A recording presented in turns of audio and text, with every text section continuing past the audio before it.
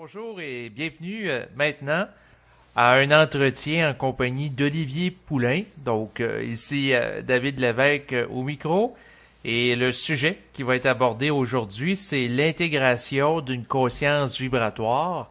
Conscience vibratoire, selon mon expérience, c'est une conscience qui est au-delà de la forme, qui nous permet de savoir instantanément ce qu'on a besoin de savoir, sans être obligé de croire ou de s'attacher à une forme quelconque.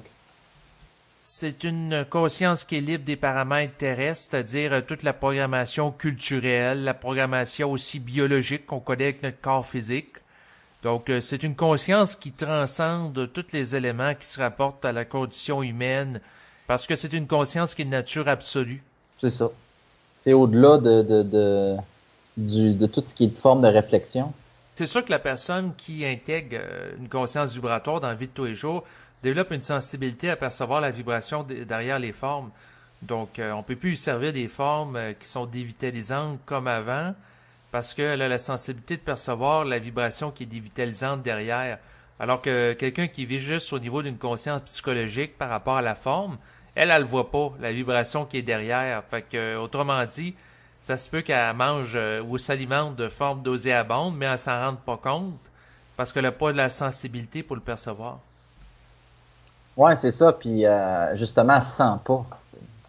Quand t'intègres une certaine quantité d'énergie, tu viens à te sentir puis avoir plus de conscience de tes centres que tu as une conscience de tes pensées. Fait que tu es capable de justement sentir instantanément que oh Christ, ça me brûle du gaz, tu sais. Ou quelqu'un te parle là, puis essaie de te vendre quelque chose, là, puis tu sens que la vibration est off un peu. Fait que tu dis ah non, je peux pas acheter. Pourquoi? Parce que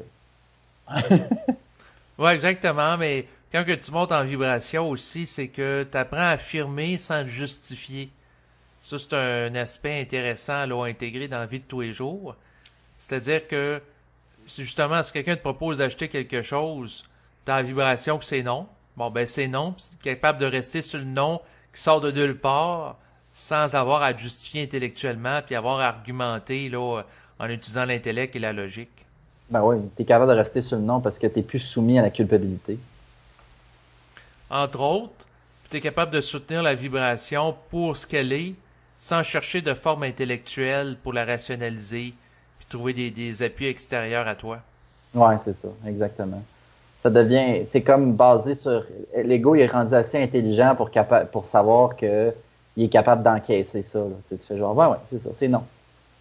Puis il y a beaucoup de volonté qui s'installe au fur et à mesure que la personne apprend à dire non, parce que le non, ça a une grande puissance. Puis je parle pas du non résistant de déni psychologique, là, mais je parle du non vibratoire. Là, ça développe énormément de volonté. Plus en dedans, ça nous dit non, puis on est capable de l'exprimer puis de le matérialiser, plus notre volonté s'expand tranquillement, pas vite, puis ça nous permet de pouvoir vraiment avoir des relations qui sont saines avec les gens autour de soi, puis rapidement filtrer les personnes qui sont ajustées pour nous, puis ceux qui le sont pas. Ce qui est intéressant, c'est que dans le processus d'initiation, dans le fond, c'est qu'une fois que le contact est fait, le travail commence, puis quand le travail commence, ben, on appelle ça l'initiation, jusqu'à ce qu'il y ait plus de travail à faire, puis là, ça soit fini.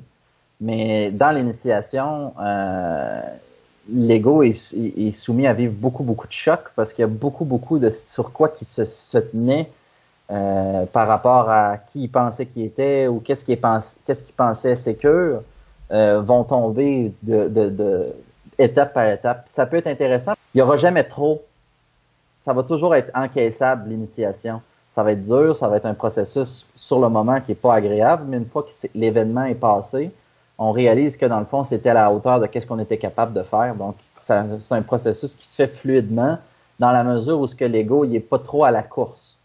Mais je pense que certains événements vont l'amener à arrêter de courir dans une direction puis réaliser que dans le fond, ce qu'il a intégré, c'est à la mesure de qu'est-ce qu'il est capable. Donc, s'il voudrait aller chercher plus, ça sous-entend qu'il y a des voiles encore puis qu'il est ignorant parce qu'il pense qu'il peut prendre plus. En réalité, le double sait très bien que l'ego est pas capable d'encaisser plus, donc lui donne la juste dose d'expérience initiatique pour qu'il puisse évoluer, là.